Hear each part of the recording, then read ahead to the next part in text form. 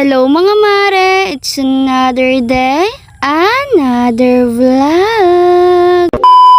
Yung araw nga mga mare ay samahan niyo naman ako sa isa sa pinakamahalagang places sa buong mundo. Yun ay ang simbahan nga mga mare, at grabe mga mare, tuwang-tuwa talaga ako ngayon mga mare dahil sa wakas nga ay nakapagsimba na din kami. Wakas nga mga mare ay nakapagsimba na rin talaga kami together dahil minsan nga mga mare ay hindi nga din talaga nakakasama si Joanne dala nga ng kanyang trabaho. Di na lang din naman ako masyado pa nag-video sa may simbahan mga mare dahil mas focus nga kami talaga doon. Tapos nga ng simba mga mare ay pumunta na nga din talaga kami ng baler at pagmamang inasal nga kami mga mare dahil yun nga yung napag-usapan namin. Dito nga kasi kami magtatanghalian mga mare at syempre for the go talaga ang person dahil ngayon na naman lang din talaga kami magdi-date. Tutuwa nga din kami ngayon mga mare dahil kaunti pa nga lang din ng tao at less nga talaga yung ingay. At na nga lang din mga mare, tapos na nga lang din talaga ako mag-order at hinihintay na nga lang din talaga namin yung order namin. At nang tumanog na nga lang din yung bilog na yun mga mare, agad-agad na nga lang din kinuha ni Joanne dahil nagugutom na din talaga kami. Ilantakan na nga lang din namin agad yung pagkain namin mga mare at pagkatapos nga ay diretso na nga lang din kami dito sa may Novo. Ganda kasi dito mga mare at talaga namang big sale pa nga sila kaya sulit na sulit at nga. At ito na nga lang din talaga mga mare, tapos na nga rin kaming mamili at teddy bear nga ang regalo sa akin ni Joanne. Kakatuwa talaga mga mare dahil sa wakas nga meron na rin talaga akong yayakapin. Huy! At na nga lang din mga mare, nakauwi na nga lang din kami. Yun lang, thank you for watching!